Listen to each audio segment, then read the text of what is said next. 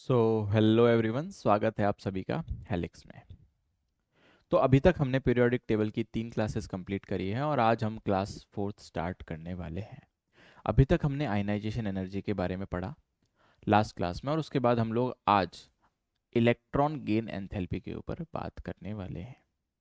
तो इससे पहले कि हम इलेक्ट्रॉन गेन एंथैल्पी पर बढ़े, मैं एक बार आपको थोड़ा सा वापस से एक्सेप्शंस जो हमने पढ़े थे इन आयनाइजेशन एनर्जी, मैं उनको आपको एक बार रिवाइज करवा देना चाहता हूं। वो क्यों? क्योंकि जब हम लोग बात करेंगे इलेक्ट्रॉन गेन एंथैल्पी की, तो जब इलेक्ट्रॉन गेन एंथैल्पी की बात करेंगे तो हमारे पास में ये एक्सेप्शंस बहुत ही ज़्यादा इंपॉर्टेंट हो जाएंगे। कैसे हो जाएंगे वो एक बार हम आगे देखने वाले हैं। तो जनरल ट्रेंड क्या था? लेफ्ट टू राइट जाने पर क्योंकि साइज कम होता है, इफेक्टिव न्यूक्लियर चार्ज बढ़ता है। यहां पर आप ये भी लिख सकते हैं ना, साइज तो कम हो रहा है और जेड इफेक्टिव बढ़ रहा है, तो उसकी वजह से क्या होता है, आयनाइजेशन एनर्जी ज्यादा लगती है, इलेक्ट्रॉन को बाहर निकालना मुश्किल हो जाता है। ठीक है। अप टू डाउन जाने पर साइज इंक्रीज हो रहा था। ठीक है। अप टू डाउन जाने पर साइज इंक्रीज हो रहा था, तो न्यूक्लियस से आउटर मोस्ट शेल के इलेक्ट्रॉन की डिस्टेंस ज्यादा हो रही थी, तो वहां से इलेक्ट्रॉन को निकालना आसान था। मतलब थोड़ी सी एनर्जी देके हमारा काम बन जा रहा था, इसलिए आयनाइजेशन एंथैल्पी की वैल्यू बहुत कम आ रही थी। ठीक है। तो ये था जनरल ट्रेंड। अब हम बात कर रहे हैं एक्सेप्शन के बारे में। एक्सेप्शन कहां पे आया था? यूजुअली लेफ्ट टू राइट जाने पर आयनाइजेशन एनर्जी इंक्रीज होती है, लेकिन जब बेरिलियम और बोरोन को हमने देखा तो due to penetration effect of s and p, यहां पर हमारे को एक एक्सेप्शन देखने को मिला, क्योंकि एस का पेनिट्रेशन ज्यादा होता है। ठीक है। सेकंड एक्सेप्शन हमने कहां देखा? सेकंड एक्सेप्शन हमने देखा नाइट्रोजन और ऑक्सीजन के अंदर। क्यों? क्योंकि यहां पर हाफ फिल्ड इलेक्ट्रॉनिक कॉन्फ़िगरेशन जो होता है वो ज्यादा स्टेबल होता है। ठीक है। तो दो एक्सेप्शंस हो गए। थर्ड एक्सेप्शन हमने बोला कि बोरोन फैमिली ही एक्सेप्शन है। क्यों एक्सेप्शन है? क्योंकि देखो यहां पर हमारे पास में सबसे आगे कौन आया? बोरोन आया, उसके बाद में टेलुरियम आया, उसके बाद में गैलियम आया, फिर एल्यूमिनियम आया और फिर इंडियम आया। मैंने ये कल आपको बताया था। ठीक है। उसके बाद में हम कार्बन फैमिली की बात करेंगे, तो लास्ट में हमारे पास में टिन और लेड के अंदर डिफरेंस देखने को मिलता है। जो ट्रेंड होना चाहिए था उसका उल्टा हो जाता है, टिन पहले आता है, उसके बाद में लेड आता है। ठीक है। उसके अलावा हमने कौन सा एक्सेप्शन देखा? हमने देखा सीजियम और फ्रेंसियम के अंदर एक्सेप्शन देखा। ठीक है। उसके बाद हमने क्या देखा कि यहाँ पर जो गोल्ड, सिल्वर और कॉपर है, गोल्ड, सिल्वर और कॉपर, इनके अंदर ऑर्डर क्या आता है? सबसे पहले कौन आएगा? गोल्ड आएगा, उसके बाद कौन आएगा? कॉपर आएगा, उसके बाद कौन आएगा? सिल्वर आएगा। ठीक है। तो ये कुछ एक एक्सेप्शन थे जिनको हमको याद रखना है। ठीक है। रीजंस आपको सबके मैंने बता दिए हैं, एक्सेप्ट डी ब्लॉक, क्योंकि इसको हम डिटेल में बात करने वाले हैं। तो ये था हमारा आयनाइजेशन एंथैल्पी। यहाँ पर हमने बात करी थी कि क्या होती है ionisation enthalpy. To remove one electron from isolated gaseous atom. ठीक है। ये इसकी यूनिट है, और हमारे पास में वैल्यू किलो जूल पर मोल और किलो कैलोरी पर मोल के अंदर वैल्यूज हमारे पास में दी हुई है। मैं एक बार आपको सक्सेसिव आयनाइजेशन एंथैल्पी के ऊपर कुछ एक क्वेश्चंस प्रैक्टिस करवाना चाहता हूँ, क्योंकि ऐसे सवाल हर एग्जाम में पूछे जाते हैं।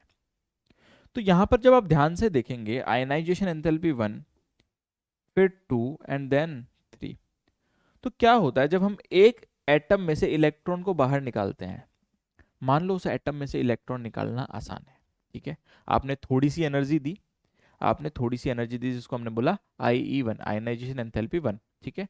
हमने दी और इलेक्ट्रॉन बाहर आ गया, लेकिन अब क्या हो गया? उस एटम के ऊपर पॉजिटिव चार्ज डेवलप हो गया, और पॉजिटिव चार्ज डेवलप होने की वजह से वहां पर क्या होगा?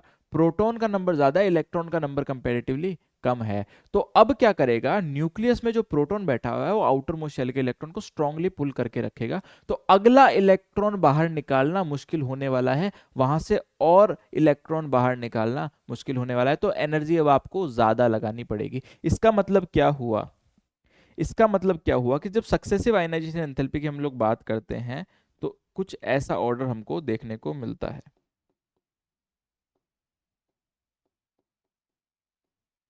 ठीक है, तो कुछ ऐसा ऑर्डर हमको देखने को मिलता है।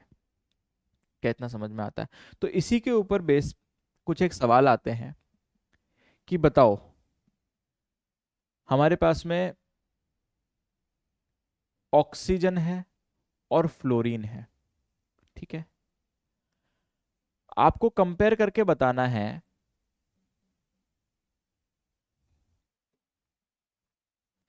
कंपेयर क्या करना है कि इनकी सेकेंड आयनाइजेशन एंथैल्पी किसकी ज्यादा होगी, किसकी कम होगी, बताओ। कंपेयर क्या करनी है हमारे को, इनकी सेकेंड आयनाइजेशन एंथैल्पी। ठीक है, तो अगर इलेक्ट्रॉनिक कॉन्फ़िगरेशन की मैं बात करूं हम आपके सामने, ऑक्सीजन का इलेक्ट्रॉनिक कॉन्फ़िगरेशन क्या होता है? 1s2 2s2 2p4। ठीक है, अगर यहां से हम लोगों ने एक इलेक्ट्रॉन बाहर निकाल दिया, -1 इलेक्ट्रॉन, तो इसका इलेक्ट्रॉनिक कॉन्फ़िगरेशन क्या हो जाएगा? O+1 O+1। ठीक है, जब +1 का चार्ज आएगा तो इलेक्ट्रॉनिक कॉन्फ़िगरेशन क्या हो जाएगा इसका? 1s2 2s2 and then 2p3। 2p3 का मतलब समझना सब लोग ध्यान से, 2p3 का मतलब है ये। ठीक है, उसके बाद जब हम लोग बात करने करेंगे फ्लोरीन की, 1s2 2s2 2p5, -1 इलेक्ट्रॉन, क्या बना? F+1। क्या इलेक्ट्रॉनिक कॉन्फ़िगरेशन हुआ? ये। ठीक है, और ये अगर इलेक्ट्रॉनिक कॉन्फ़िगरेशन हुआ तो आपको इसका पी ऑर्बिटल कैसा देखने को मिलेगा? क्या इतना लिखने के बाद में आप लोग खुद से कंपेयर कर सकते हैं इनकी आयनाइजेशन एंथैल्पी? ये तो कौन सी एंथैल्पी हो गई बताओ दोनों के लिए? अरे तो फर्स्ट हो गई। अब हमारे को यहां से इलेक्ट्रॉन निकालना है।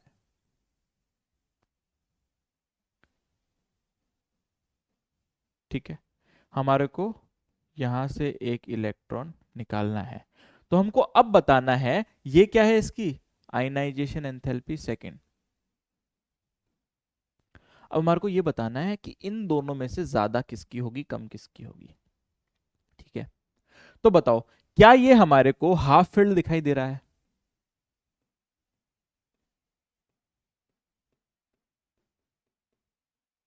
ठीक है, और क्या ये हमारे को पार्शियली फील्ड दिखाई दे रहा है?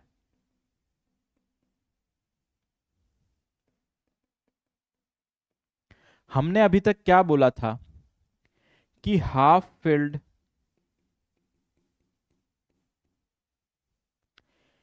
या फुल फील्ड,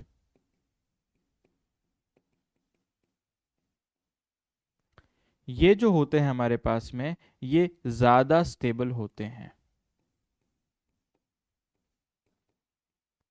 तो अगर इस कॉन्सेप्ट को हम यहां पर लगाएं तो बताओ, जो ऑक्सीजन +1 जो है उसके अंदर से एक इलेक्ट्रॉन निकालना अब यहां पर मुश्किल होगा। ये क्या होगा? मुश्किल होगा। और यहां से एक इलेक्ट्रॉन निकालना आसान होगा। क्यों? क्योंकि ये ऑलरेडी स्टेबल है। ऑलरेडी क्या है? ये स्टेबल है, लेकिन ये इलेक्ट्रॉन निकलने के बाद स्टेबल होगा। ये बाद में स्टेबल है।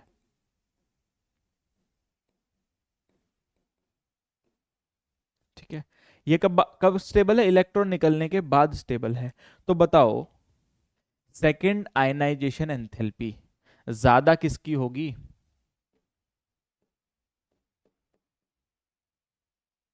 ठीक है, क्या समझ में आ गया?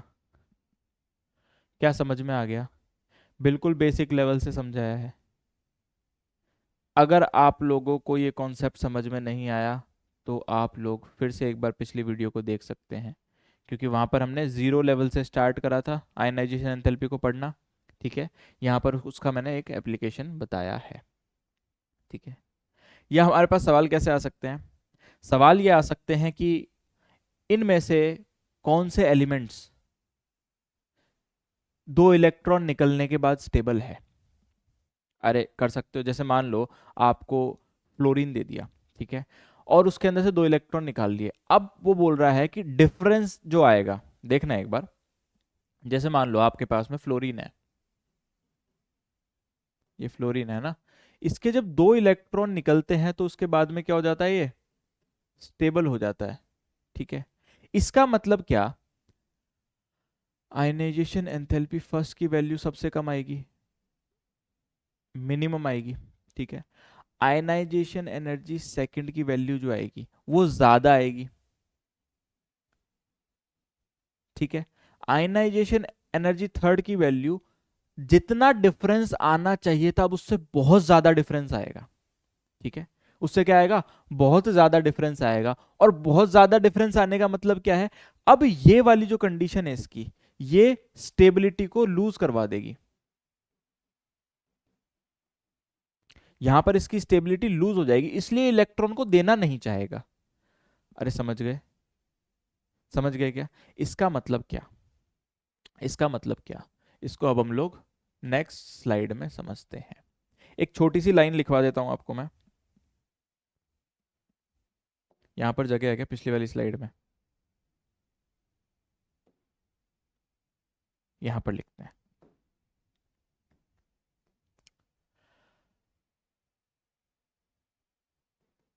डिफरेंस इन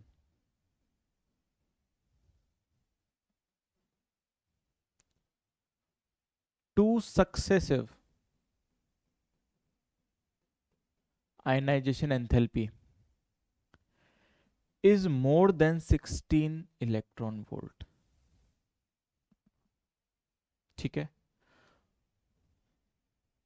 तो उसकी जो वो ऑक्सीडेशन स्टेट है, मतलब जितना पॉजिटिव चार्ज है वही उस पर स्टेबल है ना?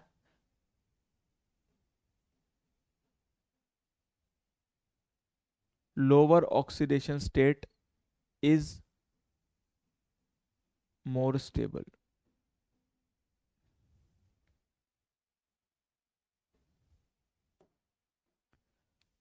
क्या समझ में आया?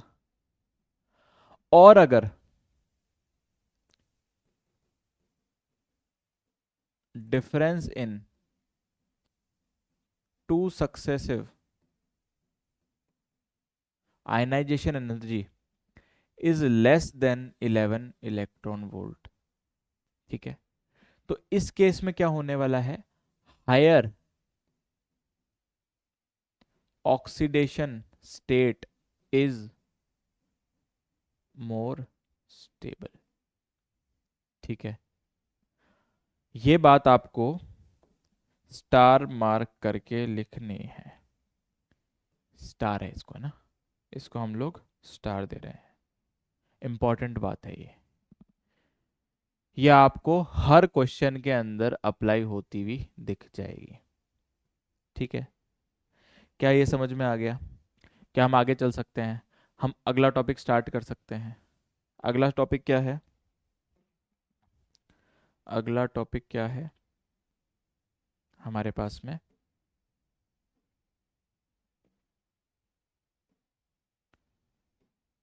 अगला टॉपिक है इलेक्ट्रॉन एफिनिटी। अगला टॉपिक क्या है? Electron affinity. बताओ क्या है इलेक्ट्रॉन एफिनिटी, या हम मोर स्पेसिफिकली इसको बोलेंगे इलेक्ट्रॉन गेन एंथैल्पी। इसका जो साइन होता है delta EGH, electron gain enthalpy का ये साइन होता है हमारे पास में। ठीक है, और इलेक्ट्रॉन एफिनिटी का साइन होता है ई। तो बेसिकली क्या होती है, this is the energy released when 1 mole of atom is gained by 1 mole of electron. Sorry, क्या बोल रहा है ये, energy released when 1 mole of atom gains 1 mole of electron. समझते हैं एक बार ध्यान से, डेफिनेशन को छोड़ो। मान लो आपके पास में ये एक एक्स एटम है, ठीक है। मैं क्या कर रहा हूं, इस एक्स एटम के अंदर एक इलेक्ट्रॉन को जोड़ रहा हूं, ठीक है। शर्त क्या है, यहां पर भी एटम जो है गैसियस स्टेट में होना चाहिए। मैं यहां पर भी लिख देता हूं, आइसोलेटेड गैसियस स्टेट, ठीक है, आइसोलेटेड गैसियस स्टेट। अब यहां पर बताओ क्या बनेगा, एक इलेक्ट्रॉन ऐड हुआ है तो यहां पर नेगेटिव चार्ज आ जाएगा, यहां पर नेगेटिव चार्ज आएगा, और साथ में एनर्जी रिलीज होगी। एनर्जी ये क्या हुई है, ये बाहर आई है। बाहर आने वाली एनर्जी को हम बोलते हैं कि यहां पर रिएक्शन जो है वो एक्सोथर्मिक हुई है।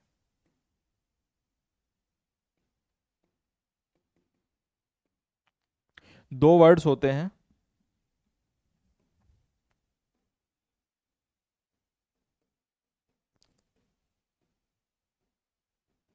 एक्सोथर्मिक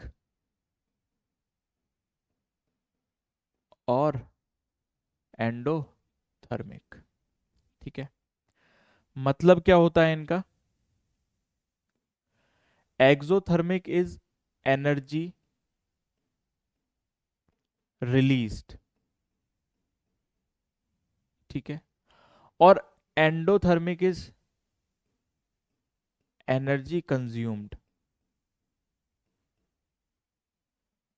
यहां पर लोगो आ रहा होगा, मैं इसको थोड़ा सा खिसका देता हूं, ठीक है,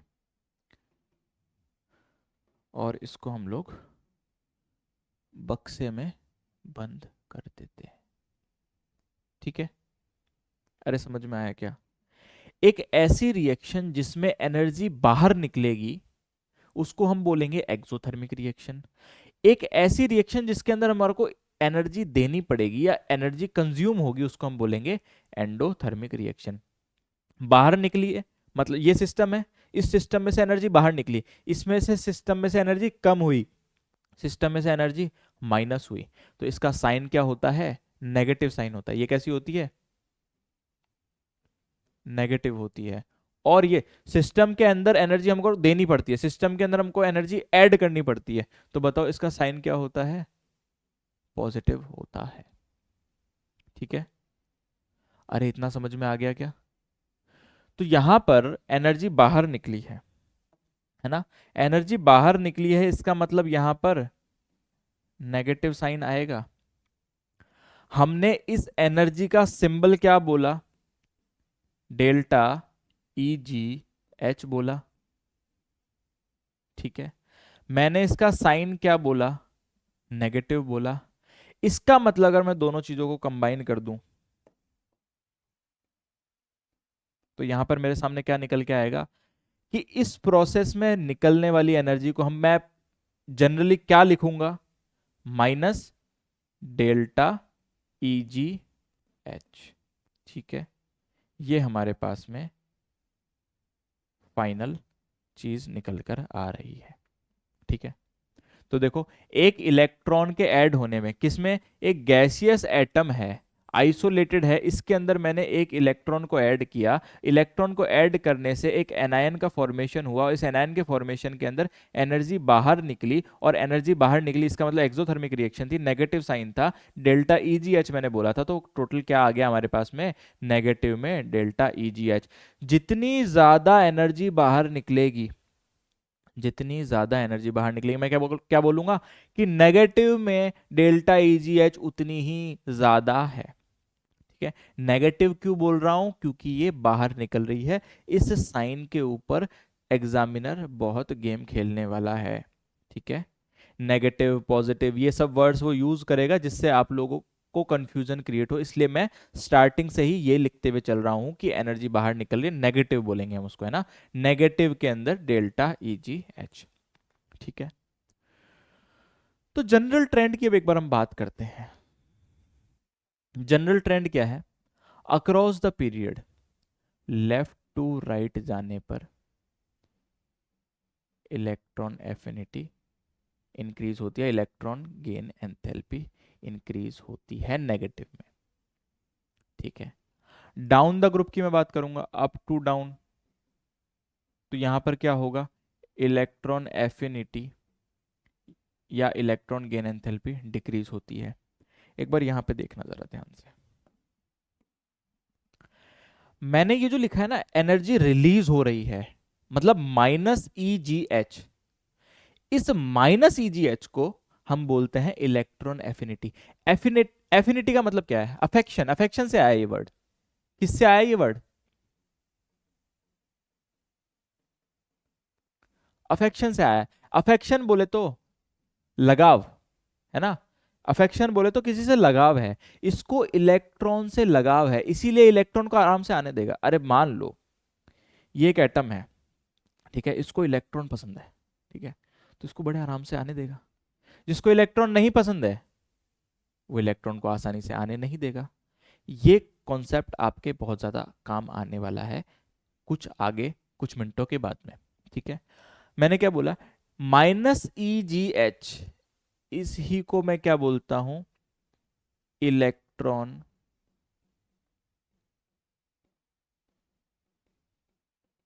एफिनिटी। ठीक है, अगर मैं ये कहूं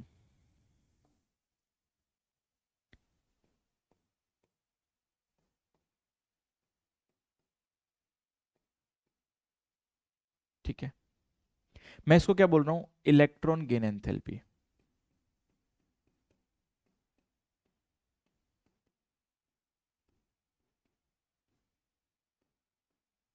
ठीक है, ये जो इलेक्ट्रॉन गेन एंथैल्पी है नेगेटिव के अंदर, इस नेगेटिव के अंदर होने की वजह से मैं इसको और क्या बोल सकता हूं, इलेक्ट्रॉन एफिनिटी बोल सकता हूं। यहां पर ये जो पॉजिटिव में इलेक्ट्रॉन गेन एंथैल्पी है,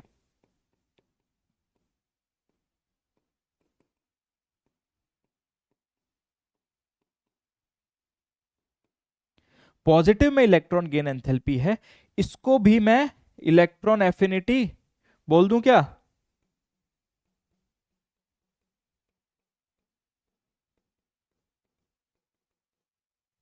इसको मैं इलेक्ट्रॉन एफिनिटी नहीं बोल सकता। यहां पर ये बात सही है, इसका मतलब इलेक्ट्रॉन एफिनिटी और इलेक्ट्रॉन गेन एंथैल्पी के अंदर सिंगल डिफरेंस क्या है, साइन का। इसी पे से आपका सवाल बनता है, चाहे वो नीट का एग्जाम हो, चाहे वो जेई मेन का एग्जाम हो, चाहे जेई एडवांस का एग्जाम हो। ठीक है, इस पे से सवाल बनता है, और सवाल कैसे बनता है, वो आपको कुछ एक वैल्यूज दे देगा और उसके बाद बोलेगा electron affinity electron gain enthalpy के ऊपर वो गेम खेल जाएगा। ठीक है, तो ये बात आपको बहुत अच्छे से याद रखनी है। ठीक है, अब हम लोग बात करेंगे अक्रॉस द पीरियड और अप टू डाउन कैसे इलेक्ट्रॉन गेन एंथैल्पी वेरी करने वाली है। ठीक है, तो जनरल ट्रेंड क्या हो जाएगा,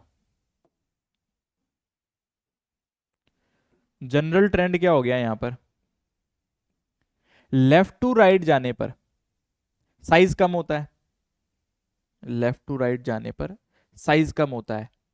तो जो न्यूक्लियस बैठा है, वो जो इलेक्ट्रॉन आ रहा है वो उसको बहुत पास में आने के बाद में एकदम से अट्रैक्ट कर सकता है, उसको अट्रैक्ट कर सकता है। अट्रैक्ट करने से क्या होगा? अरे जैसे ही अट्रैक्शन बढ़ेगा वहां पर इलेक्ट्रॉन गेन हो जाएगा, और जितना बड़ा एटम होगा उतना न्यूक्लियस से दूरी बन जाएगी, और वहां तक न्यूक्लियस का अट्रैक्शन नहीं जा पाएगा, तो वहां पर इलेक्ट्रॉन गेन होने की संभावना कम हो जाएगी। इसका मतलब क्या हुआ? लेफ्ट साइड में जहां पर साइज ज्यादा है वहां पर इलेक्ट्रॉन गेन एंथैल्पी कम होगी, ठीक है। राइट साइड में जहां पर साइज कम है वहां पर इलेक्ट्रॉन गेन एंथैल्पी ज्यादा होगी, क्योंकि अट्रैक्शन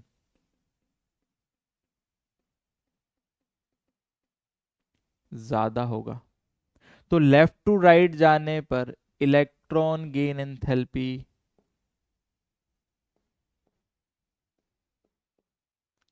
इंक्रीज होती है, ठीक है।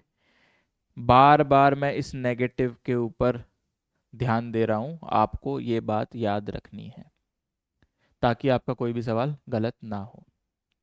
अच्छा, अप टू डाउन जाने में क्या होगा? नीचे क्या होता है? साइज, साइज ज्यादा होता है, अट्रैक्शन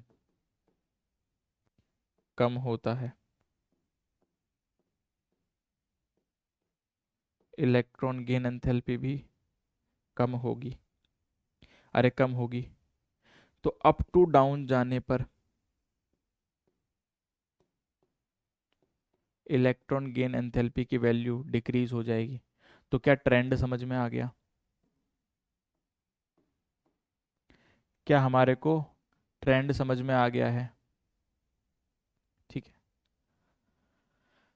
ट्रेंड समझ में आ गया तो अब एक और बात समझते हैं। वो बात क्या है कि मान लो आपने एक एटम को एक इलेक्ट्रॉन गेन करवाया जिसकी वजह से उसमें से एनर्जी बाहर निकली, ठीक है। अब मान लो आपको पता लगा कि अरे यार इसको तो इलेक्ट्रॉन पसंद है, इसको इलेक्ट्रॉन दो। अब मान लो आप दूसरा इलेक्ट्रॉन लेके गए, तो जब आप दूसरा इलेक्ट्रॉन लेकर जाओगे तो अब की बार आपको एनर्जी बाहर नहीं आती हुई दिखेगी, आपको एनर्जी देनी पड़ेगी। ऐसा क्यों? क्योंकि देखो, एक एटम था, उसके अंदर आपने एक इलेक्ट्रॉन जोड़ दिया। अब ओवरऑल देखा जाए तो प्रोटॉन का नंबर कंपैरिजन टू इलेक्ट्रॉन कम है, मतलब नेगेटिव चार्ज है।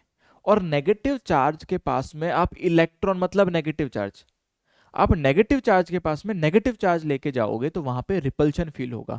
अब आपको अगर वो इलेक्ट्रॉन गेन करवाना है तो अब आपको धक्का देना पड़ेगा, आपको एनर्जी देनी पड़ेगी। तो ये रिएक्शन कैसी होगी? एंडोथर्मिक होगी।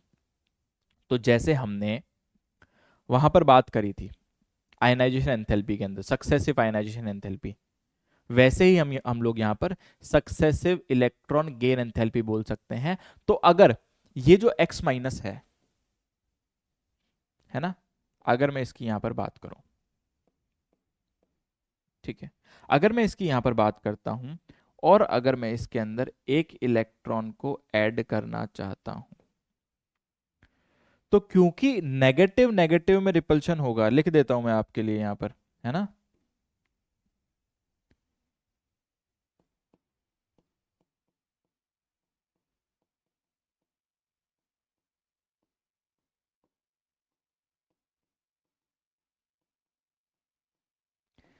नेगेटिव नेगेटिव में रिपल्शन होने के कारण अब की बार आपको एनर्जी रिलीज नहीं होती हुई दिखेगी, आपको यहां पर एनर्जी देनी पड़ेगी, ठीक है।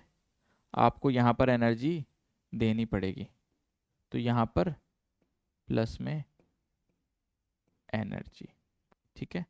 अब किसका फॉर्मेशन हो जाएगा?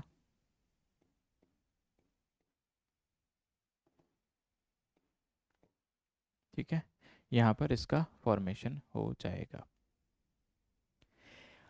इस प्रोसेस के अंदर हमको क्योंकि एनर्जी देनी पड़ी है, तो ये प्रोसेस कैसा हो गया?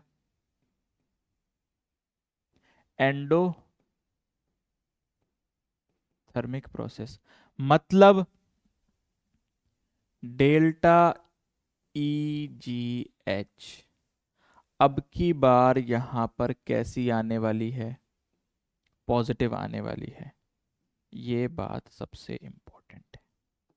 ठीक है, ये बात सबसे ज्यादा इंपॉर्टेंट है। ठीक है, यहां पर ये पॉजिटिव में आने वाली है।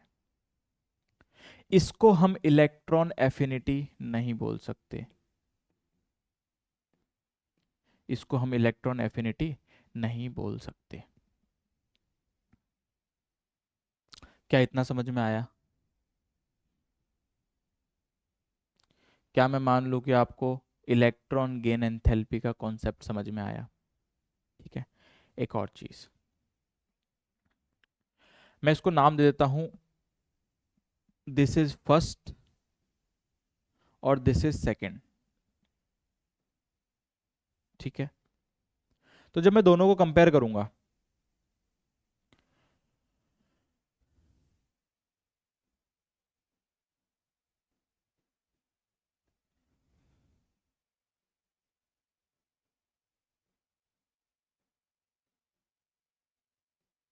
तो मैं इनको कंपेयर नहीं कर सकता। With sign I can not compare the value of, with sign not comparable. ठीक है, लेकिन अगर मैं इनके मैग्नीट्यूड की बात करूं,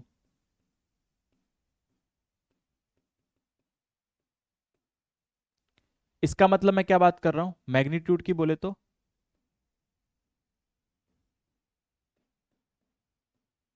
इसकी, है ना?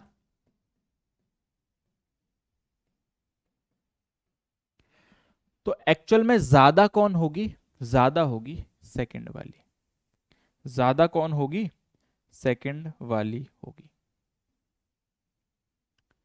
With sign it is not comparable. जब मैं बात करूंगा इलेक्ट्रॉन गेन एंथैल्पी फर्स्ट और सेकंड को कंपेयर करूंगा, तो विद मैग्नीट्यूड हम क्या बोल सकते हैं कि सेकंड वाली ज्यादा होती है। इसका मतलब क्या? एक वैल्यू पॉजिटिव है, एक वैल्यू नेगेटिव है। ज्यादा कौन सी वाली है? सेकंड वाली। पॉजिटिव वाली ज्यादा है। इसका मतलब जब दोनों को मैं ऐड करूंगा, जब मैं दोनों को ऐड करूंगा विद देयर साइन, तो बताओ क्या आएगी वैल्यू? जीरो से कम आएगी, जीरो आएगी, या जीरो से ज्यादा आएगी? देखो, एक वैल्यू है नेगेटिव, एक वैल्यू है पॉजिटिव। पॉजिटिव वाली ज्यादा है।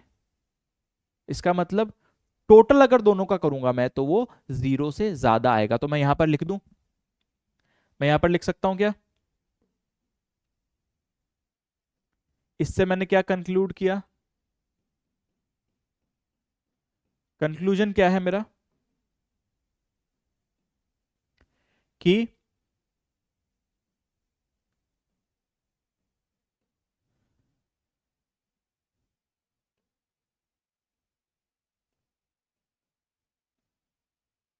Is more than zero. अरे कंक्लूजन समझ में आया क्या? ये हमारे पास में कंक्लूजन है। ओ नहीं है, जीरो है ना? इसको हम प्रॉपरली लिख देते हैं।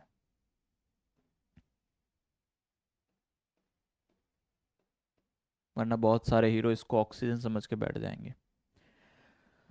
तो ये है बेसिक ऑफ इलेक्ट्रॉन एफिनिटी या इलेक्ट्रॉन गेन एंथैल्पी। ठीक है, तो क्या आपको कुछ सिमिलैरिटीज देखने को मिल रही है? किससे? आयनाइजेशन एंथैल्पी से। क्या आपको कुछ सिमिलैरिटी देखने को मिल रही है? क्या है वो सिमिलैरिटी?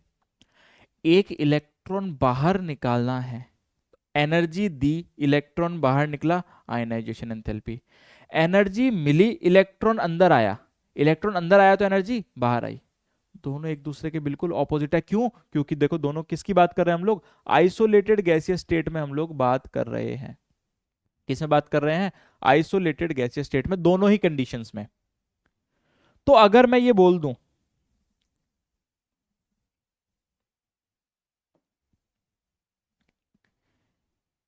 कि x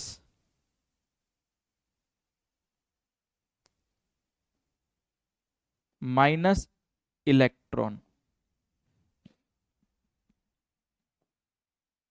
इज x पॉजिटिव, ठीक है, इस प्रोसेस के अंदर मेरे को एनर्जी देनी पड़ रही है ना। इस प्रोसेस के अंदर मेरे को एनर्जी देनी पड़ रही है, जिसको मैं बोल रहा हूं आयनाइजेशन एनर्जी। लेकिन अब यही x प्लस, अगर मैं बोलूं कि इसमें से इसको मैंने इलेक्ट्रॉन, भाई यहां पे क्या है, x के अंदर आयनाइजेशन एनर्जी दी, इलेक्ट्रॉन को बाहर निकाल लिया। अब अगर मैं यही इलेक्ट्रॉन वापस ऐड कर दूं इसके अंदर, वापस मैं इसके अंदर ये इलेक्ट्रॉन प्लस इलेक्ट्रॉन कर दूं मैं, तो क्या हो जाएगा यहां पर बताओ, यहां पर क्या हो जाएगा, वापस से x बन जाएगा प्लस इलेक्ट्रॉन गेन एंथैल्पी मेरे को बाहर मिल जाएगी। बताओ क्या ये कॉन्सेप्ट चमका, क्या ये कॉन्सेप्ट चमका। अगर इलेक्ट्रॉन मुझे बाहर निकालना है तो एनर्जी दी, इसको मैंने बोला इलेक्ट्रॉन बाहर निकालने के लिए कौन सी एनर्जी, आयनाइजेशन एनर्जी। अगर यहां पर ये x पॉजिटिव बन गया है ना, ये जो x पॉजिटिव बन गया है, इसको मैं वापस से एक इलेक्ट्रॉन देता हूं तो वापस से x बन जाएगा, और एनर्जी जो बाहर निकलेगी उसको मैं क्या बोलूंगा, इलेक्ट्रॉन गेन एंथैल्पी। ये कॉन्सेप्ट आगे समझ में आने वाला है, क्यों, क्योंकि यहां से जेई एडवांस का सवाल पूछा जाता है। जेई एडवांस का सवाल इससे बहुत ही अच्छा वाला बनने वाला है। कैसे बनने वाला है वो हम लोग अब आगे देखेंगे। तो अगर इलेक्ट्रॉन गेन एंथैल्पी के मैं एक्सेप्शंस की बात करूं, भैया जनरल जनरल तो मैंने ऑर्डर देख लिया, एक्सेप्शन क्या आता है इलेक्ट्रॉन गेन एंथैल्पी के अंदर, एक सिंगल स्लाइड में खत्म करेंगे हम भैया, हम लोग इलेक्ट्रॉन गेन एंथैल्पी को, इलेक्ट्रॉन गेन एंथैल्पी को हम लोग एक सिंगल स्लाइड के अंदर खत्म करने वाले हैं।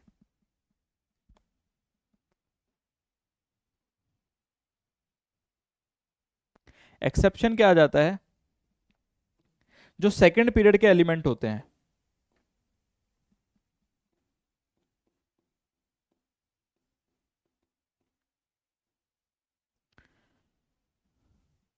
तो बेसिकली हमारे को सेकंड पीरियड के एलिमेंट के अंदर एक्सेप्शन देखने को मिलता है। एक्सेप्शन क्या है कि due to small size,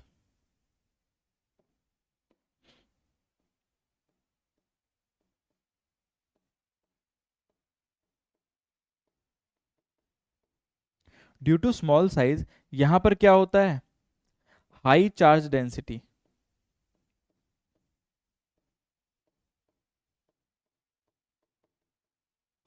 high charge density होती है, जिसकी वजह से जो इलेक्ट्रॉन आएगा, इलेक्ट्रॉन फील्स रिपल्शन,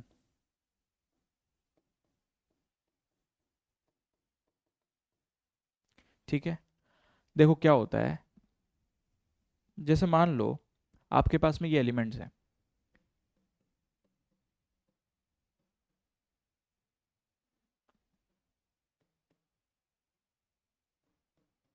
कौन से पीरियड के एलिमेंट है, सेकेंड पीरियड के एलिमेंट है, ठीक है। जब कंपेयर करेंगे थर्ड पीरियड के एलिमेंट से, क्या आ जाएगा बताओ, सोडियम, मैग्नीशियम, एल्यूमिनियम, उसके बाद में सिलिकॉन, फॉस्फोरस, सल्फर और क्लोरीन। नोबल गैसेस की हम लोग बात नहीं कर रहे हैं। नोबल गैसेस की बताओ, अच्छा बता दो चलो, electron gain enthalpy, noble gases,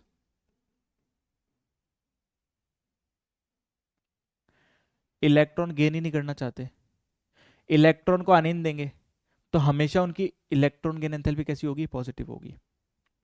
noble gases की ऑलवेज पॉजिटिव होती है, ठीक है। अब एक्सेप्शंस की बात बता रहा हूं मैं आपको, ये क्या है, एक्सेप्शंस हैं ये।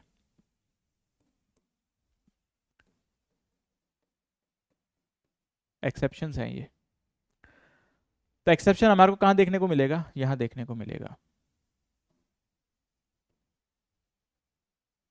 यहां क्यों देखने को मिलेगा बताओ। तो जब हम नाइट्रोजन को देखेंगे, है ना, जब हम लोग नाइट्रोजन को देखेंगे तो यहां पर क्या है, स्टेबल कॉन्फ़िगरेशन है। ठीक है, यहां पर भी क्या है, स्टेबल कॉन्फ़िगरेशन है। तो ये इलेक्ट्रॉन गेन करना नहीं चाहेगा। क्यों नहीं चाहेगा बताओ। इलेक्ट्रॉन गेन करना क्यों नहीं चाहेगा, क्योंकि ये स्टेबल कॉन्फ़िगरेशन वाला है। तो जब यहां पर आप इसको इलेक्ट्रॉन दोगे तो आयन इलेक्ट्रॉन गेन एंथैल्पी बहुत कम रिलीज होने वाली है। इसका मतलब क्या,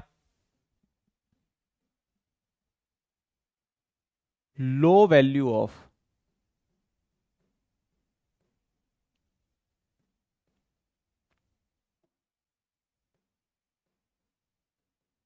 ठीक है, ये किसकी बात हम लोग कर रहे हैं, नाइट्रोजन की बात कर रहे हैं। सेम चीज किसके लिए हो जाएगी, फॉस्फोरस के लिए हो जाएगी, in comparison to oxygen and sulphur.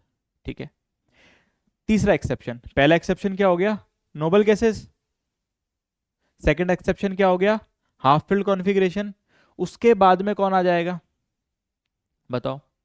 उसके बाद में मैंने क्या बोला, फ्लोरीन और क्लोरीन का डिफरेंस। तो फ्लोरीन और क्लोरीन का डिफरेंस क्यों आता है, सेकंड पीरियड, ठीक है, और लास्ट नोबल गैसेस से पहले वाला हम बोल देंगे 17th ग्रुप। ठीक है, साइज क्या हो गया, वेरी स्मॉल। ठीक है, छोटे से साइज के ऊपर कितने इलेक्ट्रॉन है आउटर मोस्ट शेल में, 7 इलेक्ट्रॉन है। ठीक है, लेकिन जब हम बात करेंगे थर्ड पीरियड की, वापस से वही 17th ग्रुप। साइज क्या है, फ्लोरीन के कंपैरिजन में लार्जर। ठीक है, यहां पर भी 7 electrons, fluorine being smallest in the second period. ठीक है, और नोबल गैसेस को छोड़ दो, क्या बोलते हैं, smallest in the whole periodic table. अगर हम लोग नोबल गैसेस को हटा दें तो smallest in whole periodic table. 7 electron, यहां पर भी 7 इलेक्ट्रॉन। तो यहां पर density of electron very high, density of electron is very high. तो जब छोटे से एक एटम में इतने सारे इलेक्ट्रॉन आपको मिलेंगे और एक इलेक्ट्रॉन आने के लिए यहां पर तैयार बैठा है, तो ये जो इलेक्ट्रॉन्स यहां पर, इलेक्ट्रॉन्स का समंदर यहां पर आपके लिए जमा है, ये आपको रिपेल करेगा, रिपेल करेगा। लेकिन जब हम बात करेंगे क्लोरीन की, ये किसकी बात है भैया, फ्लोरीन की। और अब हम लोग बात करेंगे किसकी, क्लोरीन की। क्लोरीन में क्या होगा भैया, साइज मस्त बड़ा सा साइज है। ठीक है, इलेक्ट्रॉन आ रहा है, चार्ज की डेंसिटी कम है, यहां पर क्या है, लो चार्ज डेंसिटी। चार्ज डेंसिटी क्या है यहाँ पर, लो है। यहाँ पर क्या है, बहुत ज्यादा हाई है। साथ में, साथ में यहाँ पर किसकी प्रेजेंस है, यहाँ पर किसकी प्रेजेंट है, वेकेंट डी ऑर्बिटल की, वेकेंट डी ऑर्बिटल्स की प्रेजेंस है।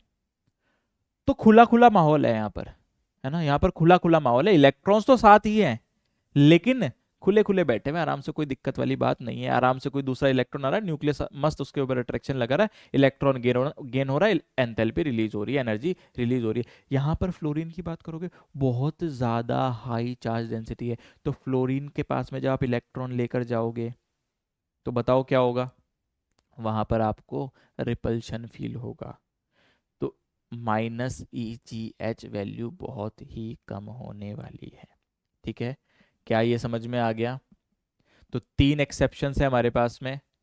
First is noble gas, second is nitrogen phosphorus वगैरह, और थर्ड इज सेकंड पीरियड में होने की वजह से, स्मॉल साइज होने की वजह से फ्लोरीन फील्स रिपल्शन। ठीक है, क्या ये कॉन्सेप्ट समझ में आया? क्या मैं यहां पर लिख दूं?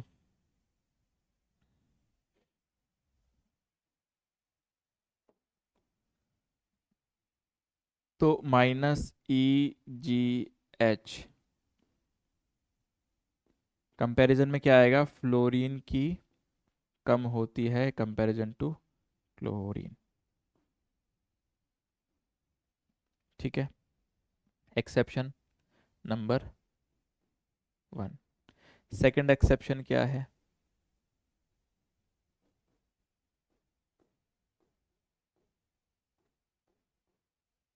ठीक है, third is nitrogen phosphorus due to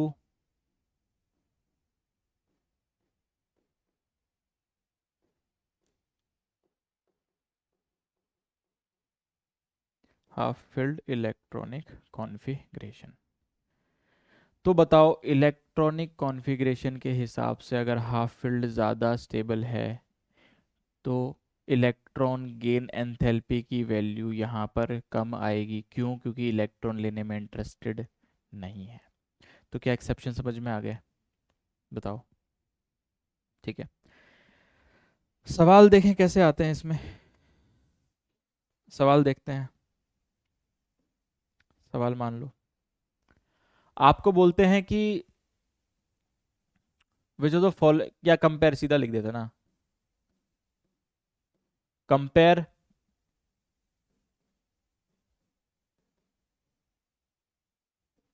second, second है ना, फॉर कार्बन एंड नाइट्रोजन। ठीक है, कार्बन और नाइट्रोजन के लिए second ionise electron gain enthalpy को हम कंपेयर करेंगे। कैसे करेंगे बताओ? कार्बन, एक इलेक्ट्रॉन ऐड हुआ, 1 इलेक्ट्रॉन ऐड, इसको हमने क्या बोला? -ΔEGH। अब इसके अंदर एक और इलेक्ट्रॉन ऐड करोगे, अब क्या आएगा? पॉजिटिव में। ठीक है, अब किस में आएगा? पॉजिटिव में आएगा। तो बताओ, सबसे पहले तो एक इलेक्ट्रॉन गेन होने के बाद में इसका इलेक्ट्रॉनिक कॉन्फ़िगरेशन क्या हो गया है? 1s2, 2s2, 2p3। ठीक है, -1। यहां पर नाइट्रोजन -1 है। ठीक है, इसका इलेक्ट्रॉनिक कॉन्फ़िगरेशन क्या हो गया? 1s2, 2s2, 2p4। ये क्या है? अब हाफ फिल्ड है। ठीक है, मतलब ये क्या है? स्टेबल है। ये क्या है? पार्शियली फिल्ड है, अनस्टेबल है। अब अगर मैं इलेक्ट्रॉन इसको दूंगा,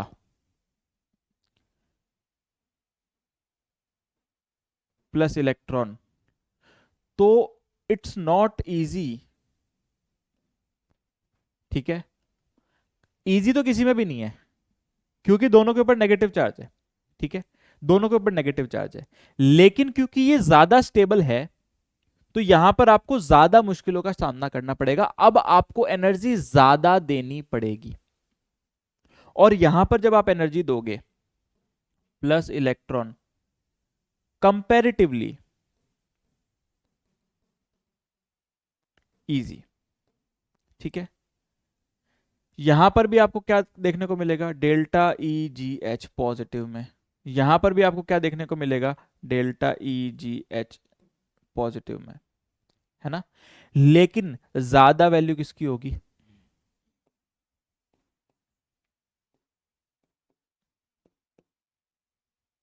ज्यादा वैल्यू किसकी होगी?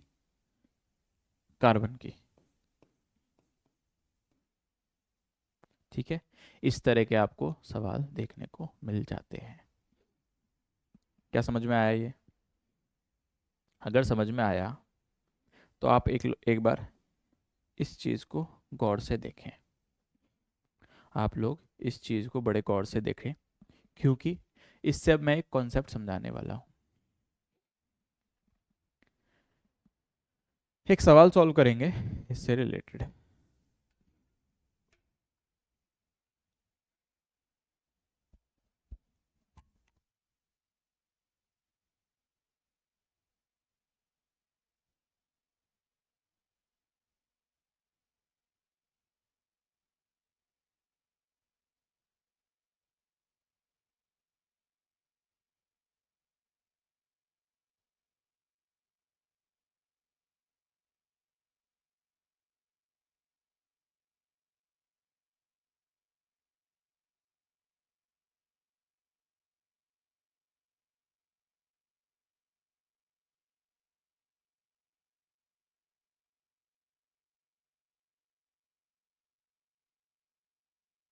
चले आगे, समझ में आ गया?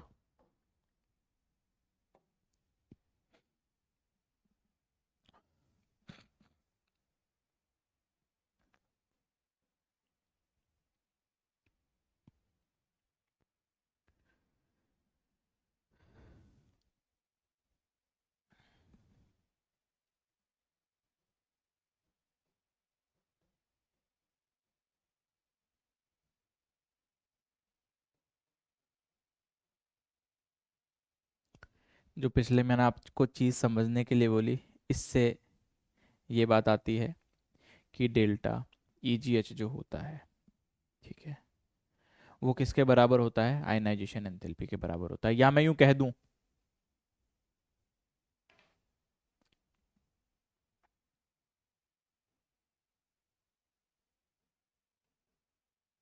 मॉड,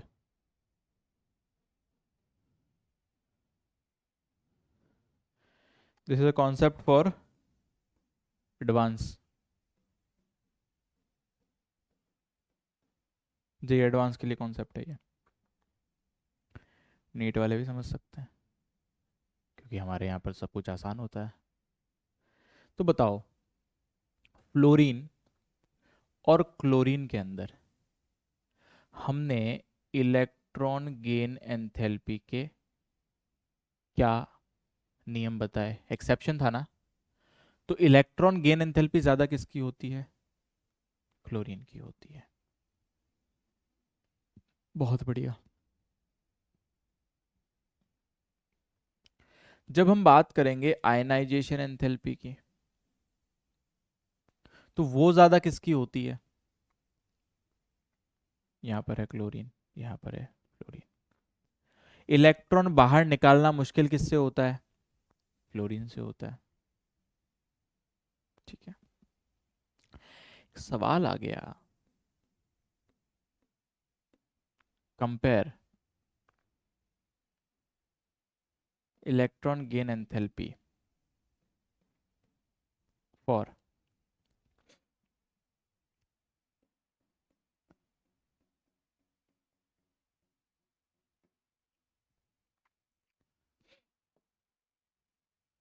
मैं इसको मिटा देता हूँ, एक इस लाइन को मिटा देता हूँ। अरे मिट क्यों नहीं रही है ये कंपैरिजन करना है। आपके पास में पूरे 2 मिनट का समय है। पिछला कॉन्सेप्ट लगाओ और उसके बाद में इसको सॉल्व करने की कोशिश करो, क्योंकि ये जिसने सॉल्व कर लिया उसके लिए चीज़ें बहुत ही ज़्यादा सिंप्लीफाई हो जाने वाली है, वो हर तरह का सवाल कर पाएगा।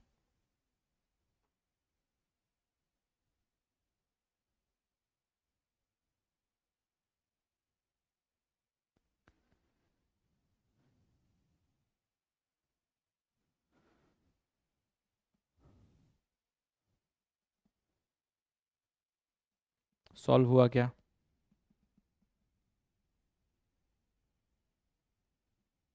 आई am giving you some time.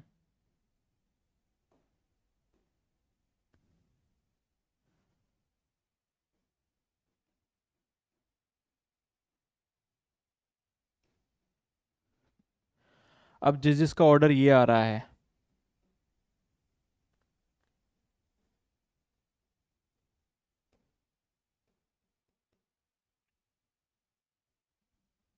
वो सब बधाई के पात्र है। मतलब आप लोगों ने कॉन्सेप्ट को बहुत ही अच्छे से समझा है।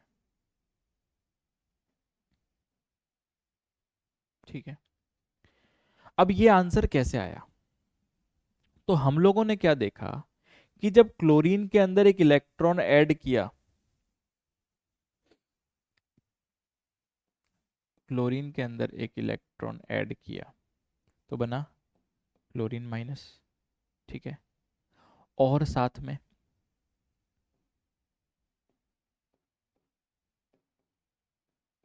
ये हमारे को देखने को मिली। ठीक है, जब हमने फ्लोरीन के अंदर इलेक्ट्रॉन ऐड किया तो हमारे को F माइनस मिला, और हम यहाँ पर मॉड की बात कर लेते हैं, है ना। सीधा अब हम लोग यहाँ पर मॉड की बात करेंगे।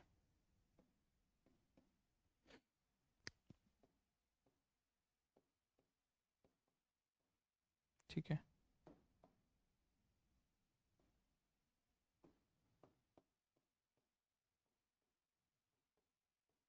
ये मॉड की बात करी हमने। ठीक है, क्या अगर इसके अंदर मैं वापस इलेक्ट्रॉन निकालना चाहूं, माइनस इलेक्ट्रॉन, तो मुझे इसको एनर्जी देनी पड़ेगी। उस एनर्जी का नाम क्या है? Ionisation energy. अगर मैं इसके अंदर से भी इलेक्ट्रॉन को वापस निकालना चाहूं तो अब मुझे वापस से आयनाइजेशन एनर्जी देनी पड़ेगी। ठीक है, तभी ये Cl बनेगा और तभी ये F बनेगा। तो ये जो आयनाइजेशन एनर्जी है ये क्या है?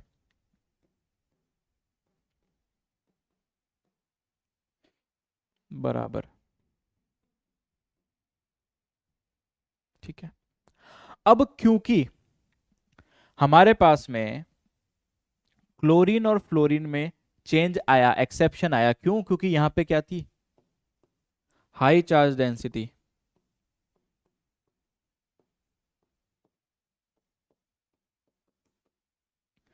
हाई चार्ज डेंसिटी होने की वजह से फ्लोरीन की इलेक्ट्रॉन गेन एंथैल्पी क्लोरीन से कम थी।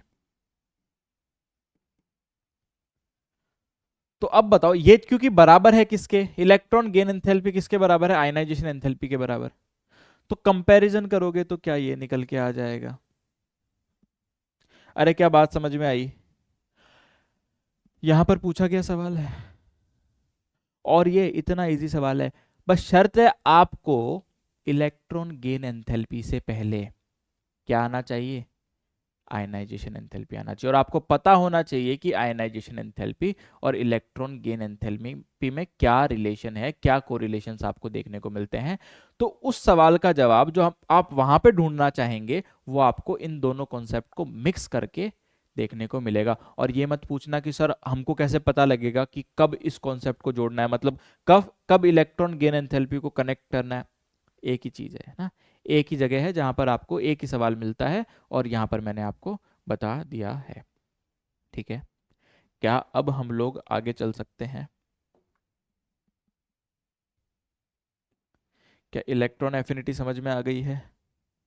बताओ, इलेक्ट्रॉन एफिनिटी आप लोगों को समझ में आ गई है? अच्छा, इलेक्ट्रॉन एफिनिटी का एप्लीकेशन क्या है? अगर मैं इसके एप्लीकेशन पार्ट की बात करूं,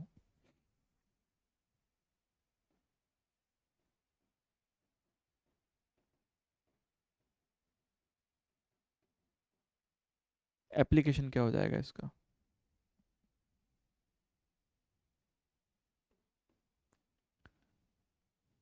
तो एप्लीकेशन हो जाएगा इसका नॉन मेटेलिक कैरेक्टर्स बताना।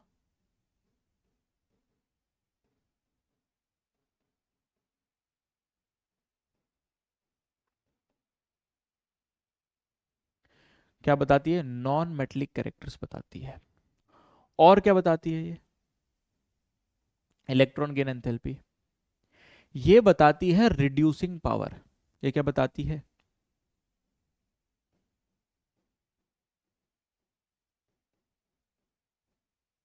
ये क्या बताती है? Reducing power. इसका मतलब क्या? अगर मैं आयनाइजेशन एंथैल्पी की बात करूं, वहां पे इलेक्ट्रॉन निकाला जा रहा था, वहां पे कौन सा चार्ज आ रहा था? पॉजिटिव चार्ज आ रहा था। और पॉजिटिव चार्ज आ रहा था तो वहां पे हमने ऑक्सीडेशन पावर की बात करी थी, वहां पे हमने मेटेलिक कैरेक्टर्स की बात करी थी। तो यहां पर इलेक्ट्रॉन गेन एंथैल्पी के अंदर जब हम बात करेंगे, यहां पर इलेक्ट्रॉन को ऐड किया जा रहा है, तो ये रिड्यूसिंग पावर की बात करेगा। ये किसकी बात करेगा? रिड्यूसिंग पावर की बात करने वाला है। ठीक है, क्या इतना समझ में आता है? और हम कौन से कैरेक्टर्स पता लगाएंगे यहां से? नॉन मेटेलिक कैरेक्टर्स पता लगाएंगे। ठीक है, तो क्या इलेक्ट्रॉन एफिनिटी समझ में आया? क्या आप लोगों को इलेक्ट्रॉन एफिनिटी प्रॉपरली समझ में आ गया है? अगर आपको सवाल दिया जाएगा तो क्या आप कर लेंगे? बताओ। इलेक्ट्रॉन एफिनिटी के बाद में हमारा अगला टॉपिक है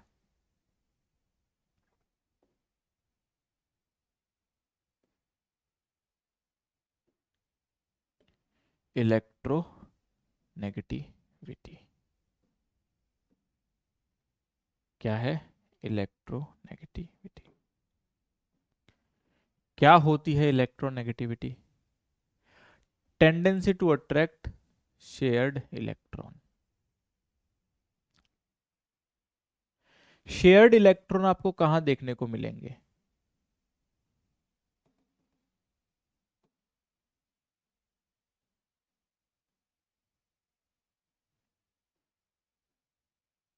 शेयर्ड इलेक्ट्रॉन आपको कहां देखने को मिलेंगे?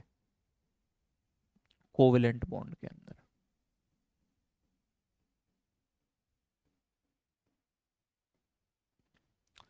जैसे मान लो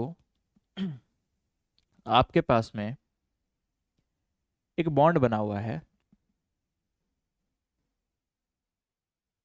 HCl के बीच में।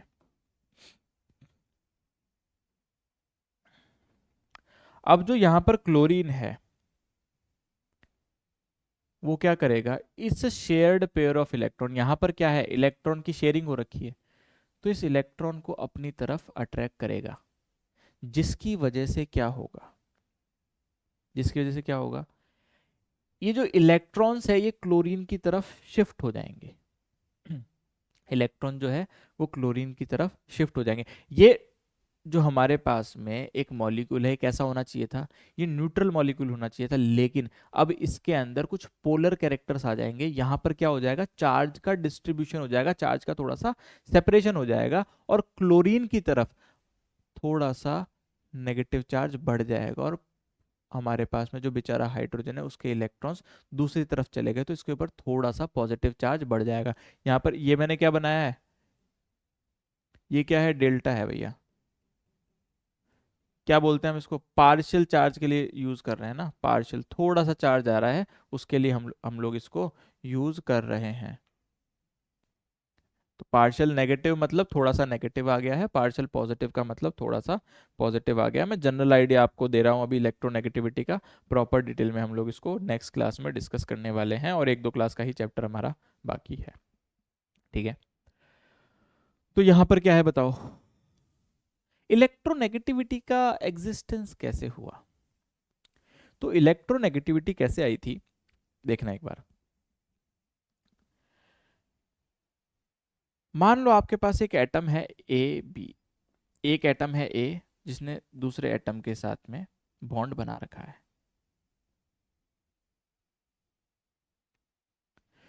तो जब हमने इसको तोड़ने की बात करी और हमने ये बोला कि इस तोड़ने में कितनी एनर्जी लगेगी,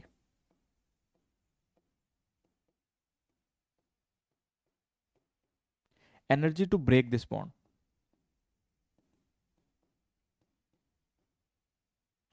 तो बात आई कि सबसे पहले भैया बताओ कि ए के पास में कितनी ताकत है। तो उसके लिए हमने क्या बात करी?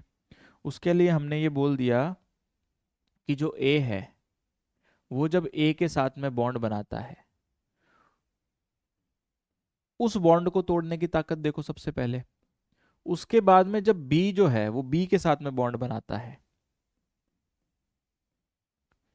इनको तोड़ने की ताकत देखो और उससे कंपेयर करके निकालो कि ए और बी के बॉन्ड को तोड़ने में कितनी ताकत लगेगी। जनरल सी बात है, दो अलग अलग एटम जब बॉन्ड बनाते हैं और उस बॉन्ड को तोड़ने की बात करते हैं, हम लोग ये बात करते हैं उसको तोड़ने में कितनी एनर्जी लगेगी। तो जब साइंटिस्ट ने कैलकुलेट किया कि इसको तोड़ने में कितनी एनर्जी लगेगी, इसको रेफरेंस लिया और फिर यहां पर बात करी कि थ्योरेटिकली, है ना,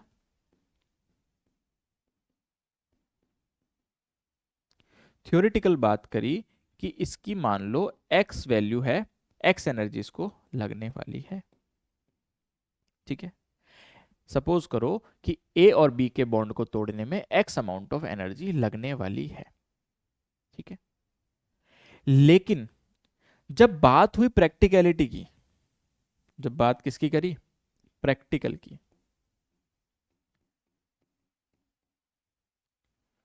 तो जब बात प्रैक्टिकल की हुई तो जो एनर्जी आई वो आई अलग एक्स से।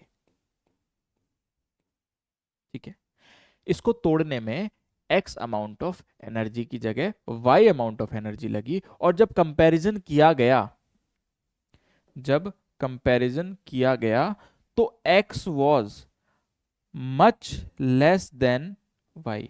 मतलब जो प्रैक्टिकल वैल्यू थी, मतलब क्या हुआ इसका, practical value, practical value which is y was much higher,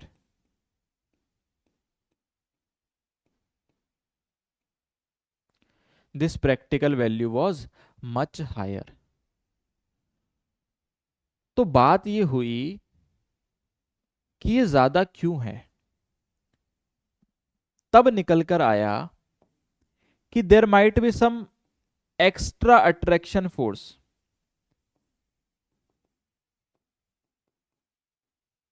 might be due to some extra force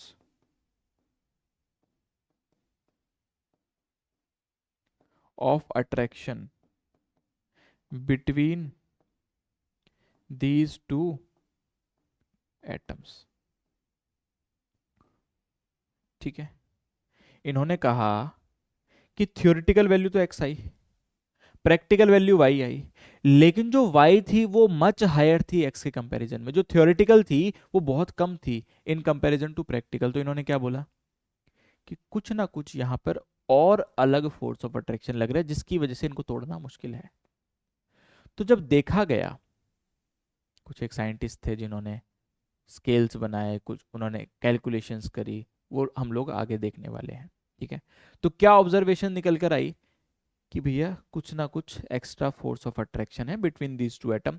और वो क्या निकले, इन दो एटम्स के बीच में कौन से अट्रैक्शंस निकले बताओ। अट्रैक्शंस क्या थे, अट्रैक्शंस थे कि यहां पर क्योंकि डिफरेंस इन इलेक्ट्रोनेगेटिविटी है, इस शेयर्ड पेयर ऑफ इलेक्ट्रॉन में से जो बी है वो इलेक्ट्रॉन अपनी तरफ खींच रहा है, इस इलेक्ट्रॉन को अट्रैक्ट करने की ताकत बी की ज्यादा है। B is attracting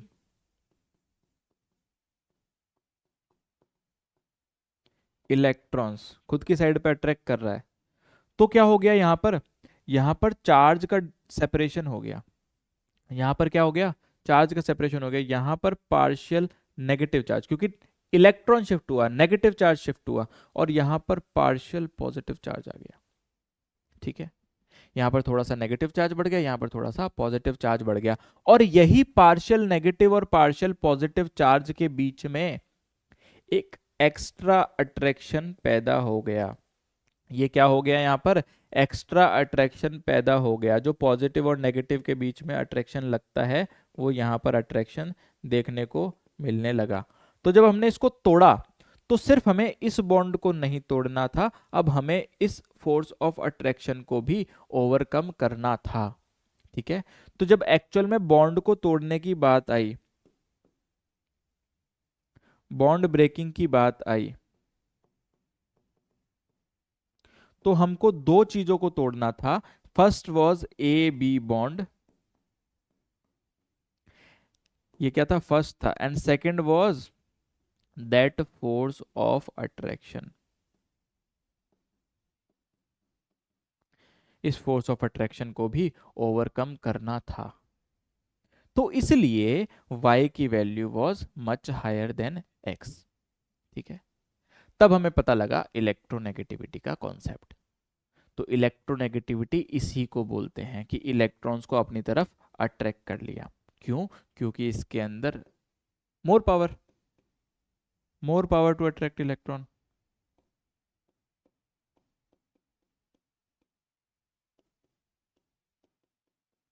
attract electron, शर्त है शेयर्ड पेयर है।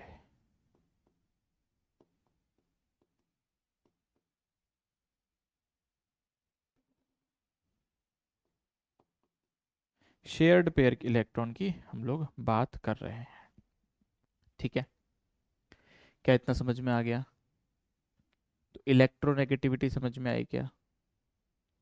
शेयर्ड पेयर ऑफ इलेक्ट्रॉन में से अपनी तरफ इलेक्ट्रॉन्स को खींचने की ताकत, किसी की ताकत कम, किसी की ताकत ज़्यादा। सपोज करो, मान लो मैं यहाँ पर खड़ा हूँ, आई एम इलेक्ट्रॉन। ठीक है, इस तरफ मेरे एक आदमी आके खड़ा होता है, इस तरफ एक मोर पावरफुल आदमी आके खड़ा होता है। अब इलेक्ट्रॉन को तो मैंने दोनों के हाथ पकड़ लिए, लेकिन ये अपनी ताकत दिखाएगा, ये अपनी तरफ खींचेगा मुझे। तो ये क्या होगा यहाँ पर, जैसे मुझे अपनी तरफ खींचेगा तो ये हुआ। अब क्या हुआ, इसके पास से मैं दूर चला गया, इसके मैं पास आ गया। तो बताओ, अगर मैं इलेक्ट्रॉन हूं, अगर मैं नेगेटिव चार्ज हूं, तो देखना ये हुआ, यहां पर नेगेटिव बढ़ गया, यहां पर से नेगेटिव चला गया, तो कंपैरेटिवली पॉजिटिव बढ़ गया। तो पार्शियल पॉजिटिव और पार्शियल नेगेटिव चार्ज का मतलब समझ में आया? पार्शियल पॉजिटिव और नेगेटिव की वजह से अब इन दोनों के अंदर अट्रैक्शन होगा। अरे ये क्या बोलेगा इधर से, भाई यार थोड़ा सा, यार इलेक्ट्रॉन तेरे पास ज्यादा है, मेरे मेरी तरफ दे, मेरी तरफ दे। वो बोलेगा मैं नहीं दूंगा, यार प्लीज यार दे दे। पीछे पीछे घूमता रहेगा, पीछे पीछे घूमता रहेगा। अगर इस बॉन्ड को तोड़ा जाए, अगर इस बॉन्ड को तोड़ा जाए, मैंने हाथ छुड़वा लिया इससे, लेकिन वो अब भी फिर पीछे आएगा, अरे यार प्लीज मेरे इलेक्ट्रॉन है, थोड़े से दे दे, मेरे को वापस दे दे। अरे ऐसा करेगा, क्योंकि शेयर्ड पेयर में इसका भी तो एक इलेक्ट्रॉन है, ये इसका इलेक्ट्रॉन लेके भागने की कोशिश करेगा। आपने बॉन्ड को तोड़ा, बोलेगा नहीं नहीं नहीं नहीं नहीं नहीं। तो यही अट्रैक्शन जो है वो होता है फोर्स ऑफ अट्रैक्शन, जिसकी वजह से इस पूरे कांड का निर्माण हुआ। क्या समझ में आया? क्या इतना समझ में आया? तो पॉलिंग एक साइंटिस्ट थे जिन्होंने अपना स्केल दिया, कुछ एक कैलकुलेशंस करी, उसके बेसिस पे इन्होंने जो एलिमेंट्स थे उन सभी की इलेक्ट्रोनेगेटिविटी की वैल्यूज़ बताई।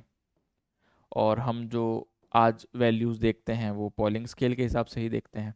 ठीक है, तो मैं आपको बता देता हूँ। Lithium, beryllium, boron, carbon, nitrogen, oxygen and fluorine. ठीक है, तो यहाँ पर शुरुआत होती है 1 से। ठीक है, 1.5, 2, 2.5, 3, 3.5, और यहाँ पर फ्लोरीन की होती है 4.0। ठीक है, this is the most electronegative element of periodic table.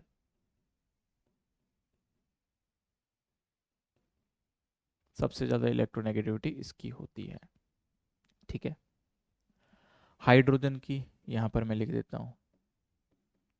ये कुछ एक इंपॉर्टेंट चीज़ें हैं जो आपको याद रखनी है।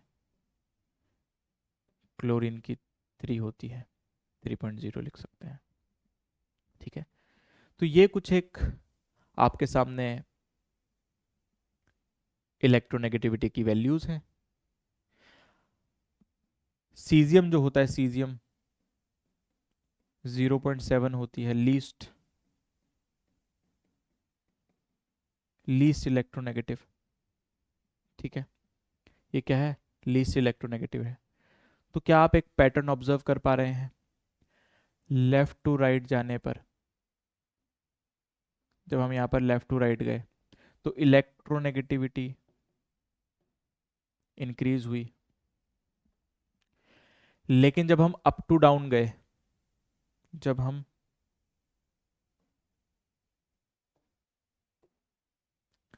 जब हम लोग अप टू डाउन गए, देखो हाइड्रोजन की 2.1, फिर 1, सीजियम आते आते 0.7 रह गया, तो अप टू डाउन आने पे इलेक्ट्रोनेगेटिविटी क्या होती है? कम होती है। अरे समझ में आ गया क्या? इलेक्ट्रोनेगेटिविटी कम होती, क्यों होती है? क्यों होती है? मान लो साइज छोटा हुआ, है ना, आपके पास एक एटम था जिसका साइज छोटा हुआ, तो साइज छोटा होने की वजह से क्या होता है, न्यूक्लियस जो है, न्यूक्लियस क्या करेगा? न्यूक्लियस के अंदर पॉजिटिव चार्ज है, ठीक है, आउटर मोस्ट शेल के इलेक्ट्रॉन ने बॉन्डिंग करी, अभी पास में बैठा हुआ है, तो यहाँ से इलेक्ट्रॉन्स को अपनी तरफ खींचेगा, ठीक है, अपनी तरफ खींचेगा। फ्लोरीन बिल्कुल छोटा सा है ना, उसके अंदर पास में है न्यूक्लियस, पॉजिटिव चार्ज, कितने पॉजिटिव चार्ज है उसके पास में? फ्लोरीन के पास में 9, 9 प्रोटॉन है, ठीक है, पास में से इलेक्ट्रॉन को खींचेगा, तो अपनी तरफ खींचेगा, तो इसके ऊपर पार्शियल नेगेटिव चार्ज है, नेगेटिव चार्ज की वैल्यू थोड़ी सी बढ़ जाएगी। समझ में आया? बड़ा है न्यूक्लियस, इतना बड़ा न्यूक्लियस, ठीक है। अब इलेक्ट्रॉन इससे कोई भी वापस से खींच सकता है। अरे समझ में आ रहा है? समझ में आ रहा है? मान लो आप एक पतले इंसान के साथ में हग करने गए, है ना, पतला आदमी हग करा आपने, आप अच्छे से हग कर पाएंगे? मोटा आदमी है, बस पेट ही पकड़ पाओगे, वापस अपने हाथ तो पीछे से पकड़ नहीं पाओगे। अरे समझ पा रहे हो? सर आप तो बॉडी शेमिंग करने लगे, कॉन्सेप्ट है भैया, रियलिटी है, रियलिटी चेक है ये, है ना। जो भी लोग मोटे हैं, ज़्यादा ऑफेंड मत होना, होना तो सही, ऑफेंड तो होना आपका बनता है। अरे तभी तो थोड़ी बहुत मेहनत करके, क्या पता ऑफेंड हो के तुम लोग थोड़े से अपनी हेल्थ के ऊपर ध्यान दे लो। मोटापा इज़ अ सीरियस, क्या बोलते हैं इसको, अरे सीरियस कंडीशन होती है मोटापा, this is a disease which is increasing day by day in our India or in whole world due to junk food, junk eating, पता नहीं क्या क्या खाते रहते हैं, मोटापा बढ़ जाता है, मेटाबॉलिज्म खत्म हो जाता है, नई नई बीमारियां पैदा होती हैं, तो मोटापा इज ऑल्सो अ डिजीज। चलो आगे चलते हैं, कहाँ थे हम लोग? तो छोटे साइज की वजह से, this is due to size,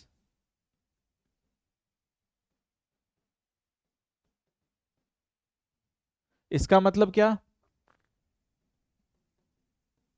size अगर कम है तो इलेक्ट्रोनेगेटिविटी ज़्यादा है, साइज अगर ज़्यादा है तो इलेक्ट्रोनेगेटिविटी कम है, तो साइज और इलेक्ट्रोनेगेटिविटी का इनवर्स का रिलेशन आ गया? अरे बताओ, समझ में भी आ गया? तो इलेक्ट्रोनेगेटिविटी समझ में आ गई क्या? क्या हम लोग अब आगे चल सकते हैं? और आगे चलेंगे तो हम क्या देखेंगे इसके अंदर? फैक्टर्स अफेक्टिंग इलेक्ट्रोनेगेटिविटी, ठीक है। तो कौन कौन से फैक्टर्स को अफेक्ट कर सकते हैं? ये फैक्टर्स अफेक्टिंग की तो बात है, ये क्या है? फैक्टर्स अफेक्टिंग ही तो है। उसके अलावा एस कैरेक्टर्स की बात करते हैं हम, जो लोग ड्रॉपर्स में उन लोग को थोड़ा बहुत पता होगा, ठीक है। S characters is directly proportional to electronegativity, ठीक है, S characters is directly proportional to electronegativity. S characters क्या होते हैं? तो ये हम लोग भाई नेक्स्ट चैप्टर में पढ़ने वाले हैं, केमिकल बॉन्डिंग के अंदर, ठीक है।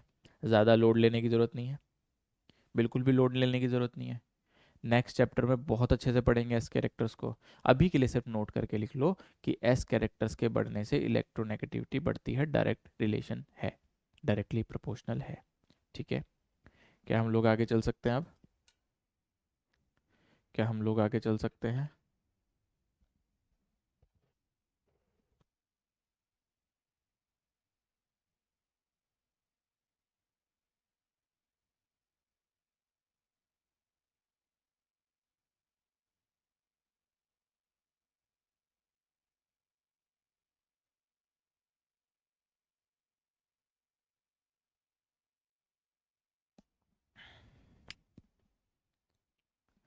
स्टार पॉइंट करके आप लोग लिख सकते हैं इसके साथ में।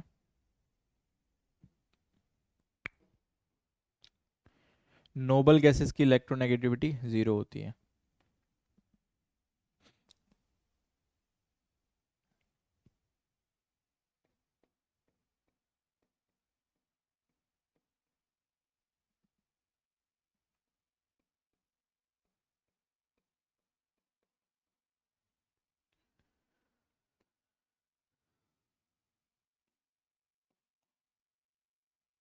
नोबल गैसेस की इलेक्ट्रोनेगेटिविटी 0 होती है।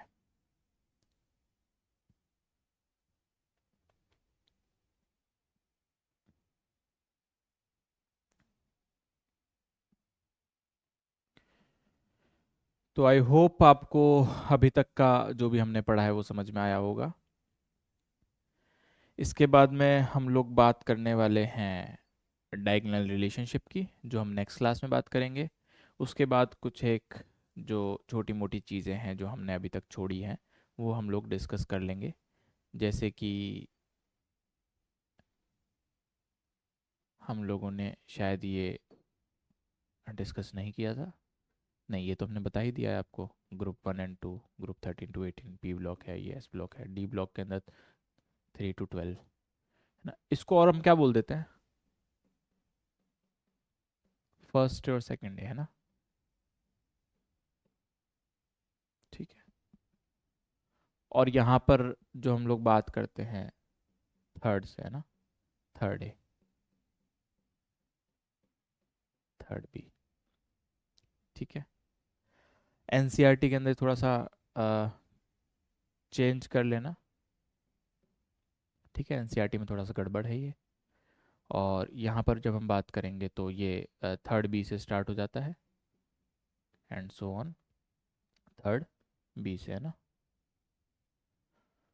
और ये तो फिर हमारे पास में एक अलग से सब हेडिंग में या सब ग्रुप में चला जाता है। उसके अलावा हाइड्रोजन की स्टोरी यहाँ पर क्या लिखी हुई है एक बार देख लेते हैं इसको भी। तो story of hydrogen, it behaves like alkali metals, behaves like halogens. क्यों? नंबर ऑफ इलेक्ट्रॉन 1 होता है ना। अगर ये 1 इलेक्ट्रॉन को लूज करे तो भी स्टेबल है, अगर 1 इलेक्ट्रॉन गेन करे तो और सोने पे सुहागा हीलियम जैसा कॉन्फ़िगरेशन हो जाएगा। ठीक है। तो इलेक्ट्रॉन लूज भी कर सकता है, इलेक्ट्रॉन गेन भी कर सकता है। ठीक है। ये हाइड्राइड भी बनाता है और H+ भी बनाता है। ठीक है। इसीलिए इसको आज भी सेपरेटली रखा गया है। आज भी हाइड्रोजन की पोजीशन